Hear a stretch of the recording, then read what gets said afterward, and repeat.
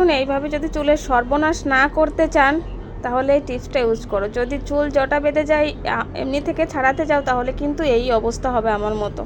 আজকে সহজে তোমাদের কাছে একটা সাধারণ একটা টিপস নিয়ে এসেছি যা সবসময় লোকেদের ঘরে থাকে।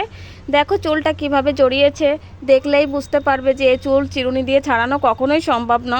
তার জন্য আজকে ছোট্ট একটা টিপস নিয়ে এসেছি বন্ধুরা, তোমাদেরও কাজে লাগবে। তোমাদের যাদের চুল জড়িয়ে যাবে তারা এই টিপসটা ইউজ করবে।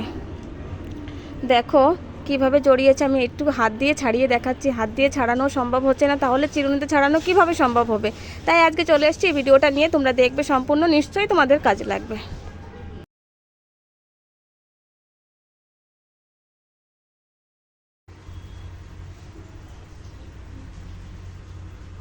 দেখো নিয়ে নিয়েছি একটা দই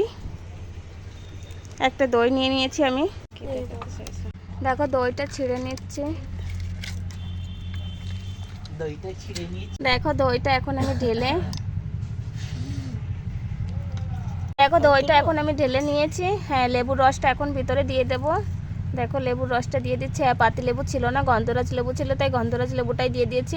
কারণ আমরা পাতি লেবু খাই না, বেশি টক হয় তো, আর গন্ধরাজ লেবুটাই সেন্ট হয়। তাই আজকে মাথায় গন্ধরাজ লেবুটাই দিয়ে দিচ্ছি যাতে মাথা দিয়ে অনেক সুন্দর সেন্ট বেরোয়। তোমাদের ঘরে যে লেবু থাকে সেই লেবুই দিতে পারবে। গন্ধরাজ লেবু দিতে হবে এমন কোনো কথা নেই, পাতি লেবু থাকলে সেটাও দিতে পারবে। কারণ বাইরে থেকে কিছু কিনে আনা লাগছে না, ঘরে যা থাকবে সেটা দিয়েই হয়ে যাবে। এটা এখন ভালো সুন্দর করে ফেটিয়ে নেব, যত সুন্দর করে ফাটানো হবে। হ্যাঁ, মিক্সিটা দিলে ভালো হতো, কিন্তু মিক্সিতে দিয়ে নিই, যেহেতু মশলা করা হয়। মিক্সিটা দেওয়ার পরে কী হবে জানো, চুলগুলো সব উঠে যাবে। তার জন্য হাত দিয়ে ফাটিয়ে নেব সুন্দর করে। দেখো কত সুন্দর মিক্সড হয়ে গেছে, দেখতে দেখতেই অনেক সুন্দর লাগছে। এটা ফাটানো হয়ে গেছে, দেখতে কিন্তু খুবই সুন্দর লাগছে। হাত দিয়ে এত সুন্দর ফাটানো হয়েছে, মিক্সিতে দেওয়ার কোনো প্রয়োজন নেই। হ্যাঁ, তোমরা যদি মনে করো যে মিক্সিতে দিতে হবে তাহলে তোমরা দিতেই পারো, কিন্তু আমাদের দেওয়ার প্রয়োজন নেই। দেখো অনেক সুন্দর হয়ে গেছে। এখন এটা আমি মাথায় সুন্দর করে মাখিয়ে নেব।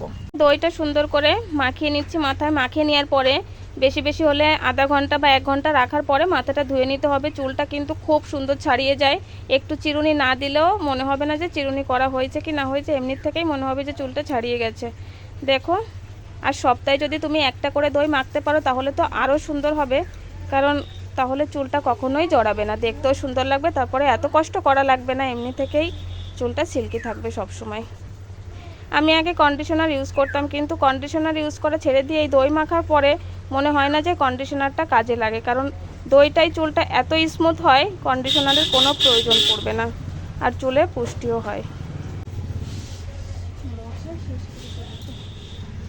দেখো দইটা প্রায় মাখা হয়ে এসছে, আর একটুখানি বাকি আছে। সুন্দর করে মাথায় মাখিয়ে নেব, কারণ জায়গায় জায়গায় লেগেছে, জায়গায় জায়গায় লাগেনি, তাই আমি সুন্দর করে মাসাজ করে নিচ্ছি যাতে পুরো চুলে লেগে যায় দইটা। দেখো দইটা মাখা হয়ে গেছে। এখন আমি এইভাবে কিছুক্ষণের জন্য ছেড়ে দেব, আধা ঘন্টা মতো ছেড়ে দিয়ে শুকানোর জন্য রেখে দেব। হয়ে গেছে 1 ঘন্টা, চুলটা শুকিয়ে গেছে। এখন আমি মাথাটা পরিষ্কার করে নেব। শ্যাম্পু লাগানোর পরে দেখাবো যে কেমন হয়েছে। দেখুন বন্ধুরা, দই দিয়ে স্নান করে আসার পরে চুলটা কত সুন্দর ছাড়িয়ে গেছে। মতলব চিরুনি ঢুকালে হ্যাঁ একটু একটু 2-1 জায়গায় বাজছে, তাছাড়া আর কোথাও বাজছে না। তোমরা পারলে এই টিপসটা ইউজ করবে, সত্যিই খুবই ভালো।